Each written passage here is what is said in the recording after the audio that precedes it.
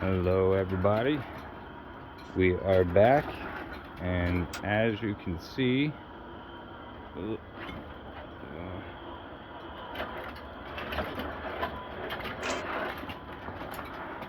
the motion sim is back up and running now with the surge effect on there. So a lot has happened since the last video. Let's see here, it's getting ready to come to an end here. Let's go ahead and stop this over here.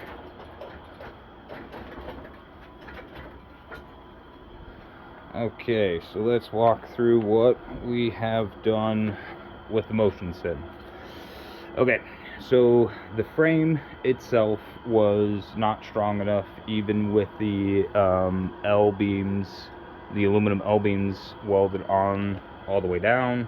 Still was bending from this point forward quite significantly, especially if you put any pressure on the wheel hoop and braking.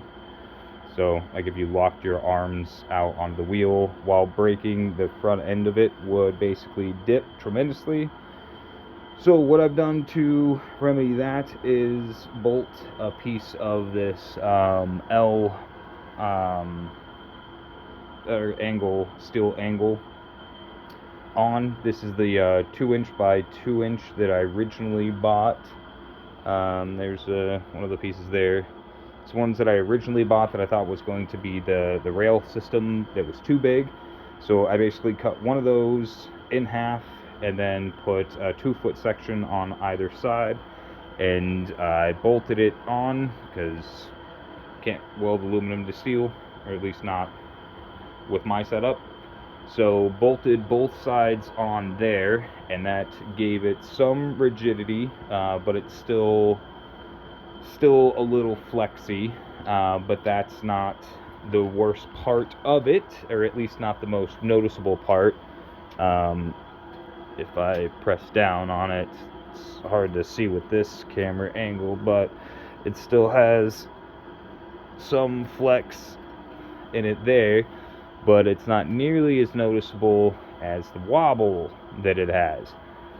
So I noticed this back when I had that caster right there. It was basically sitting on top of this plate that I had welded a washer to, so the hole of the plate was very big, and so I found this washer that fit onto the bolt that comes down out of that caster, and so I bolted this onto the bottom of it and then screwed this into a 2x4, and that's how I had it previously. So I thought what was happening was that washer was basically just flopping, it wasn't strong enough. So what I decided to do was completely replace the wood 2x4 with a piece of steel. This the steel box section right here. So I cut a trapezoid out of that steel, and I bolted. Let's see if I can get you down in there. Yeah. So I bolted that to it, but there's so much leverage that I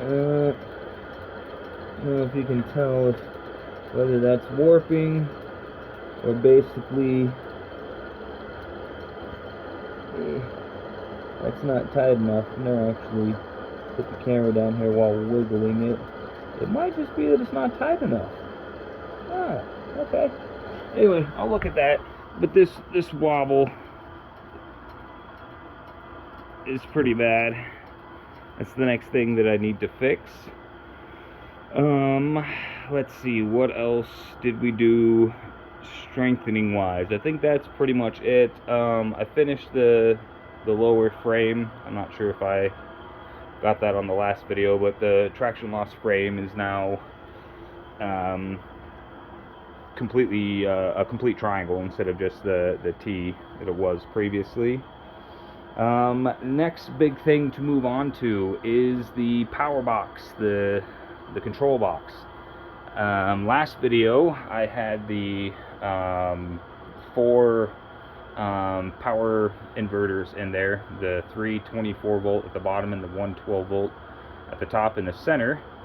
So when I wired all that up and tried to turn it on, it basically was tripping the power supplies back and forth, and then it burned through one of the IBT2s, the negative lead on this ribbon cable here, melted the rubber that covers the wire, and so the wire is exposed, which burned out one of the IBT2s and burned out the Arduino.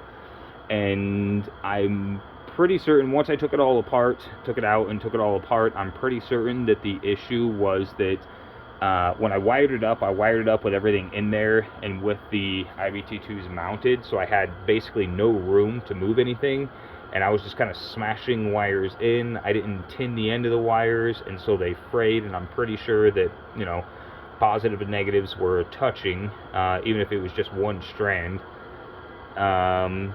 So basically I decided that I just want to get the motion sim up and running. I just wanted to see it powered up and moving again. I needed to see that.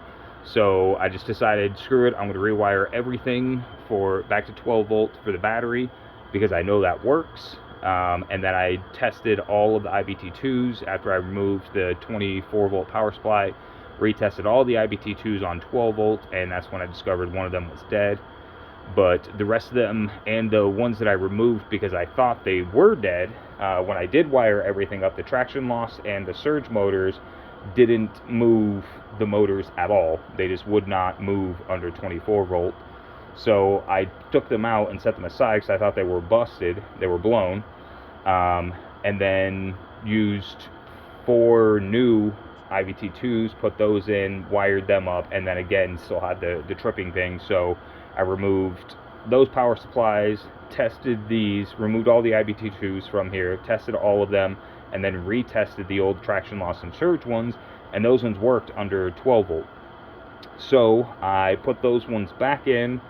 The motors over here were fine. I just left all that wiring in. The potentiometer wiring was fine. I haven't messed with any of the fans yet. They're not wired up, as you can see here. The fans still aren't wired up, but I did get this built. Oh, that's one thing I forgot to mention. I got the mount for the fans built and the fans mounted.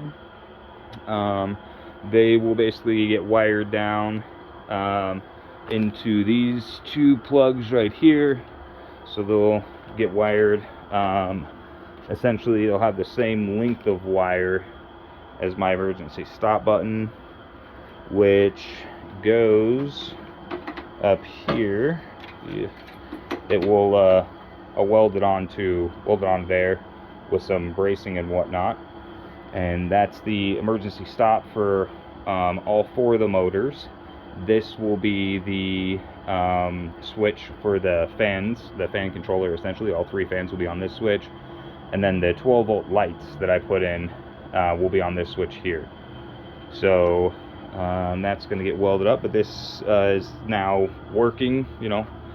That's wired up and actually works. Currently, so that's the power right there, and currently I only have one side soldered up. I don't have the other side because that used to go to the 12 volt inverter, and is now going to go to the Monster Motos. The positives will both get wired to the top one. The bottom one will have a positive that goes out and gets wired, the positive on the battery there, and then the negatives, the green wire right there, and then the one below it down there will get wired together, then wired out through here, and then get wired onto the negative terminal there. Then that'll be the fan sims. Let's see here. So converted everything over, rewired the power to 12 gauge now. So the negatives from all 8, basically, they will have 2 that goes into 1. So the double stack IB22s gets converted down into 1. Same thing for this one. So there's 2 wires running out of here. I was on my poker face. What doing? And then same thing for over here. So basically got 4 negative wires that come down, run up to the terminal there. And then the positives, it goes 2 into 1, and then they go into this terminal block or junction block, whatever that's called. And then same here, 2 into 1 goes into the same one there, and then the other side of that is just 1 wire that goes down and gets wired into the top of that power plug, and then the same thing for that end. So basically I'm going from 4 into 2 to here, and then that goes to 2 to 1 up to the switch, and then another 12 gauge goes all the way back down into there, and then goes down under there and comes out to there. So that's how that power switch is wired up. So what do we have left to do? Basically, I removed the mounts for the chair, because the chair was sitting on, instead of it being, that's the best way to show you, instead of it being like perfectly center, the chair was facing like this. So most of the weight wasn't going to be over the U-joint, it's going to be skewed this way, and that just throws off the balance and everything. So I have I've marked where the seat needs to be remounted. Instead of this hole here, I'm going to drill a hole over here and then mount the plate back there. And then same one, instead of it being I think it was, yeah, right there is where I drilled through. It will now come to over here. So I'll mount the chair on, that'll be square, so that'll take care of that. Step over this. Next thing is going to be, I need to have a shifter mount to be able to play driving games. So measured that. I want to replace that wood with steel, because I want it to feel solid. I don't want there to be wood on this build except for the traction loss frame for right now. So I've got this little aluminum tube welded on there. That will house, stepping over everything, that will house this plate here, since I don't actually have like plate steel that would be big enough. I think it needs to be 10 and a half by 12. So I had a bunch of these 2-inch flat bar steel, and I can actually make 3, I believe I could actually make 3 12-inch sections of it. And so then I took, I cut off a 12-inch section of that steel bracket and cut it in half. You can see this one here still has the remnants of the lip, but this one and this one are a different color. It's because they're from the angle. Cut those off and then welded them up basically into a flat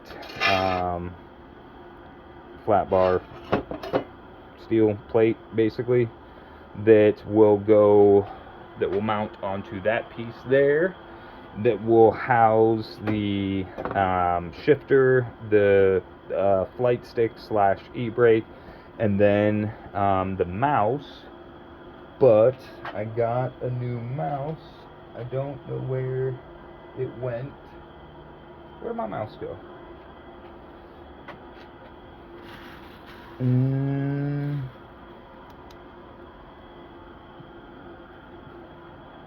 I don't Okay, gonna put that inside. Anyway, I got a trackball mouse, so that'll mount on, and I can move the mouse with the ball instead of having to put a mouse pad on there and actually scroll around and then have to worry about securing the mouse while the motion sim's going crazy. And then I've had that little Amazon special shifter down there for a while, and it's okay. I like that it's metal and it feels chunky, but the shift plate on top is just weird, and I've missed a lot of shifts, and other people that have driven it have missed a lot of shifts. So I went ahead and bought the Thrustmaster TH8S shifter for $70 off Amazon, and I'm hoping this one feels a lot better. I like the shift knob style of it, and I like the fact that it's USB-C, so I can just go straight in. It doesn't have to go into the wheel, even though since I do have a Thrustmaster wheel, I can just plug it into the wheel to save a USB slot, which is also nice. The bad news is this doesn't really have a way to mount on bottom, really.